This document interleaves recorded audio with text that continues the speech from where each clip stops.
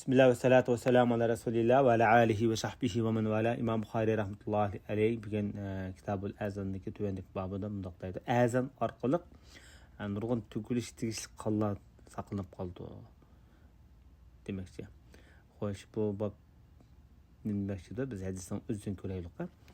610 numaralı hadis bu. Bu hadisde İmam Buxari rahmetullahi aleyh bizge Qutaybe hadis sözlep bergen dedi. Qutaybe dedi bizge İsmail ibn Cafer Humeyd Enes ibn Malik radıyallahu anhu'dun. Bu zat Cenab-ı Resulullah sallallahu aleyhi ve sellem'din bayan qilgan bolup, hadis sözlep bergen bolup, Cenab-ı Resulullah biz bilen birge ma'lum bir kavmiga urush ochgan vaqtida qarab turadi dedi, taң atqıçılık kütüp turadi dedi. Urush qilmay biz bilen de. Agar azanning ovozi anlagan bo'lsa, bomdatdi mesela. Ular urush ochmaydi. To'xtaydi. Agar ovoz, ya'ni azan anlamagan bo'lsa, ular hujum qiladi dedi. Anas ibn Malik'ninki bayoni bu. Bu zat yana dedi. Şunun bilan biz Xaybarga chiqdik, Xaybar g'azatiga. Xaybar g'azati hijriyaniki 7-yil bo'lgan urushlarniki biri, Arab yarmarlaridagi cho'ng urushlarning biri.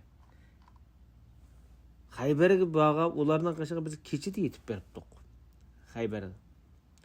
Taң atqan vaqtida hech chiqanda bir azanni anglamadı Cenab-ı Resulullah. Cenab-ı Resulullah ulaqqa mindi. Men Abi Talha'nın arqasına min geçtim. Demek bir ulaqqa 3 aylan minibdi. Abi Talha, Cenab-ı Resulullah, Enes ibn Malik. Abi Talha'l Ansari neminin anısı oldu. Dadısı oldu, ügey dadısı oldu. Enes ibn Malik'ninki ügey dadısı oldu. Anısının eri. Mening putum peygamberimizin putuga tegishib turyapti deydi Enes ibn Malik.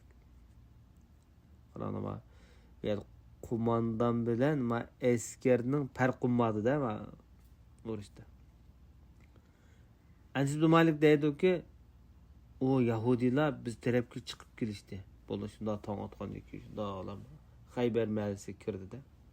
Kirse Yahudilar etiziqlarga chiqqandilar. Özünki şu Joto'lardan tatip sivetlerini götürüşüp çıkıştı. Ot otaydıgan binaslarını edip de.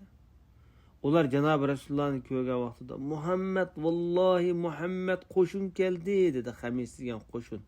Xamisizgen nimişki Xamis deb atalgan dese bir yerde bu aynı vaxtıdan tatip bu askerler 5 oqqa bölüngen. 10 qanat, sol qanat, o'ttiri, 5'i oyga degandek de.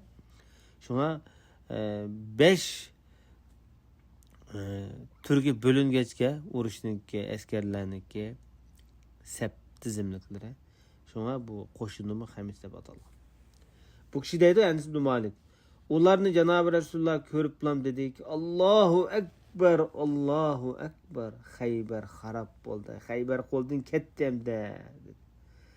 Biz ma'lum bir qavmning o'ylisiga tushsak, demak, kang dallarga tushsak, bu agahlandırılgan bu kişilerning atiganligi nima degan nachar, nima degan xarab dedi Cenab-ı Resulullah. Yani bu Peygamber sallallahu aleyhi ve sellem'deki bu ishonch orqali qo'shinniki ma'naviyatini oshirayotgan so'zi bu.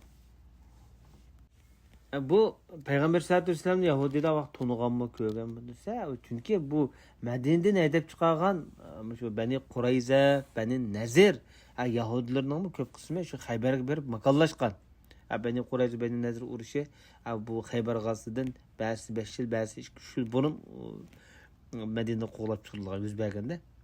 Şuna Resulullah'ın ko'rgandiklar Muhammed qo'shin keldi deblar. Bilayotgan, to'nayotgan ekan.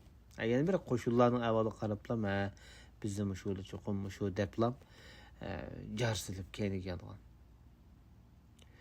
Bu yerda hamda İmam Buxariyning ki babda o'tirib qo'yish orqali azanni bu urush qilishdan o'lchim qilgan. Cenab-ı Resulullah har qanday bir qabilik urush ochmoqchi bo'lsa, shular zat musulmon emasmi? Agar musulmon bo'lsa, shular azan chiqqan bo'lsa, bu musulmon ekan deb. Shunglashqa endi xo'sh, mushundaq masalalar tufaylidan ulamolar orasida ayni vaqtida bir Mundaq bir ixtilof bile yüz bergan. Mush azanning tashahhudini doğrab aytgan odam musulmonmi, musulmon emasmi? Ko'p bir qism ulamolar bu musulmon deymiz degan. Bu Ibn Ataullah qatorliq ulamolarning gapi. Bunday adam keyin yongan bo'lsa murtad bo'ladi. Yani azanning shahodatini aytgan odammi musulmon bo'ladi deb qaragan. Xo'sh.